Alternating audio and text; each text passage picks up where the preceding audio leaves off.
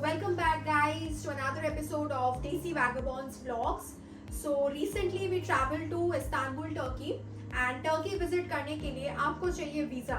So visa के लिए क्या बेसिक रिक्वायरमेंट्स है इसी के बारे में है ये कंप्लीट वीडियो. तो वीडियो को एंड तक देखना मत भूलिएगा because we are going to share you some crucial details about the visa requirements. So Turkey के लिए बेसिकली आपको चाहिए दो तरह के वीज़ा. एक है आपका ई वीज़ा और एक है आपका स्टिकर वीज़ा. अब ई वीजा जो है वो सबको नहीं दिया जाता है. ये मिलता है सिर्फ उन लोगों को जिनके पास है वैलिड शेंगन वीजा या US visa. Valid Schengen visa या यूएस वीजा तो सबके पास नहीं होता है, तो उस केस में हमें चाहिए होगा स्टिकर वीजा. तो पहले हम लोग बात करते हैं ई वीजा के बारे में. वैलिड शेंगन वीजा या यूएस वीजा रहने से आप डायरेक्टली जो है वो वीजा एप्लीकेशन पोर्टल पे जाके अपना name, email address, phone number, passport number, ये सब डिटेल्स डालने के बाद with in a few hours या मैक्सिमम एक दिन के अंदर आपको मिल जाता है ई वीजा. इंडियन सिटीजन के लिए फीस है 3600 रुपीज. अब ये तो हुई ई वीजा की बात, लेकिन ई वीजा मिलना तो सबके बस की बात नहीं है. So what about us, all of us who do not have a valid Schengen visa या US visa? In that case आपको चाहिए होता है sticker visa for Turkey.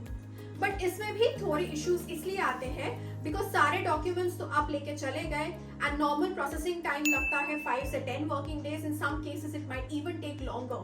But what if you require the visa urgently? उसके लिए रहता है premium sticker visa options. तो स्टिकर वीजा या प्रीमियम स्टिकर वीजा के लिए क्या क्या डॉक्यूमेंट्स रिक्वायर्ड है, व्हाट आर द फीस, ये हम आपको बताएंगे आगे वीडियो में. तो प्रीमियम स्टिकर वीज़ा हो या नॉर्मल स्टिकर वीज़ा, बुकिंग के लिए आपको जाना पड़ेगा गेटवे इंटरनेशनल के साइट पे and after clicking on this red button you will be redirected to the VFS Global page. VFS Global is an organization which handles all these passport and visa related work. तो VFS Global के page पे आपको log in करना पड़ेगा. If you are a new user, then create an account and after logging in, click on Start New Booking. Then आप VFS Global के किस office को विजिट करना चाहते हैं, that particular city you have to select. और फिर details add करने के बाद click on final appointment. But VFS global के ऑफिस को विजिट करने से पहले आपको रेडी रखने हैं ये सारे documents for the visa application interview. Original visa application form and undertaking जो फिल्ड अप होना चाहिए इन ब्लू और ब्लैक इंक. ओरिजिनल पासपोर्ट जो वैलिड रहना चाहिए for 6 months from the date of arrival in Turkey and should have at least 2 blank pages for the visa. 2 photos with white background and with 80% of the face visible. Round trip flight tickets for Turkey. It will be preferable अगर आप refundable flight tickets खरीदें in case visa is not granted. आप तुर्की में कहाँ जा रहे हैं वहाँ आपके स्टे अरेंजमेंट्स के प्रूफ के तौर पे hotel reservation is also required. Travel insurance is compulsory. PAN card, Aadhaar card के photocopies, also photocopies of the first and last pages of your passport and visa pages in case you have visited countries apart from India in the past. अगर आप अपना पुराना passport खो चुके हैं then police FIR document is a must. अगर आपको तुर्की के सिटीजन या किसी फॉरेन रेसिडेंट ने इनवाइट किया है टू विजिट तुर्की then the invitation letter and full name, contact details, passport number along with passport और वीज़ा कॉपी इज रिक्वायर्ड. अगर आप पर्सनली VFS ग्लोबल के ऑफिस को विजिट नहीं कर पा रहे for the visa interview then all you need to do is authorise your travel agent और your representative to visit the office through an authorisation letter. An original letter चाहिए, not the photocopy. अगर आप student हैं तो apart from the documents mentioned earlier आपको submit करना पड़ेगा a photocopy of your student ID card plus a no objection letter from your school, college और an official holiday scheme. अगर आप वर्किंग प्रोफेशनल हैं इन एनी गवर्नमेंट और private organisation then you require a no objection letter from your company on your company letterhead and an original stating your name, designation, salary, period of work, purpose and duration of travel with the company seal and signed by an authorized person, mostly your HR head. आपको चाहिए होगा last 3 years income tax returns, last 3 months salary slip and the last 6 months personal bank statement. Retired professionals को submit करना है retirement proof along with income proof and last 3 months personal bank statement with above 1 lakh rupees average balance per person. Freelancers or for people working on a contract basis, you need to submit contract documents and leave or cover letter. Proof of regular income with last 3 months personal bank statement. अगर आप accompany कर रहे हैं अपने spouse को और any other person who is the main applicant, then जो main applicant है ही और she will provide a cover letter stating the purpose of the visit, duration of stay, occupation, sources of funds and details of the accompanying person. अगर आप हैं an entrepreneur, director और a partner in your company, then आपको submit करने हैं company registration documents along with the applicant and the company name. A copy of the GST registration certificate and last 3 years income tax returns is also required. अब आते हैं charges पे. For a normal sticker visa with a processing time of 5 to 10 working days, sometimes even longer, you need to pay total 18,000 rupees as visa charges. Rupees 7,000 appointment book करते वक्त and the remaining 11,000 rupees when you visit the VFS Global office for the visa application interview. वहीं premium sticker visa के लिए you need to pay 18,000 rupees plus extra 8,000 rupees as premium service charges because visa application process यहाँ mostly 2 से 5 working days में process हो जाती है.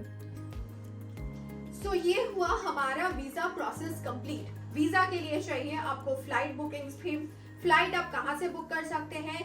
अगर आपको इस्तांबुल ट्रैवल करना हो लाइक वी डिड, तो आपको मिलेंगे non stop flights from new Delhi या मुंबई. वहां से आपको टर्किश एयरलाइंस के फ्लाइट्स मिलेंगे, इंडिगो के फ्लाइट्स मिलेंगे विच आर कंपैरेटिवली चीपर. अब ये तो हुई फ्लाइट्स की बात. Now let us come to the currency part. Turkey में चलता है आपका Turkish lira which is the official currency of Turkey.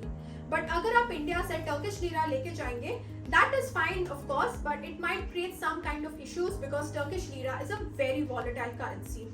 ये डे ऑन डे बेसिस पे काफी फ्लक्चुएट करता है. So what we did it and what we would advise you to do is you go for US dollars और euros. और अगर आप US dollars Euros लेके जाएंगे तो आपको इस्तांबुल में काफी ऐसे चेंज शॉप्स मिलेंगे जहां से आप करेंसी एक्सचेंज कर सकते हैं.